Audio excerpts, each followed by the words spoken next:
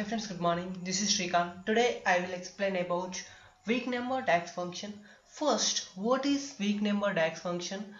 Weak Weeknum Dax function returns the integer and identify the given data of which weak number, and here according to returns type, weak number means where week falls numerically within a year. Syntax: week number, date, okay, return type. Okay, this is syntax. Let's check this week number function in Power BI desktop.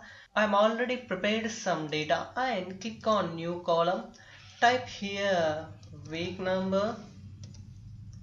Okay, next add particular date column. See, this week number is a function name, sales is a table name, date is a column name. Okay, this is weeknum function. Let's check this weeknum function. See this, it's automatically showing particular week number.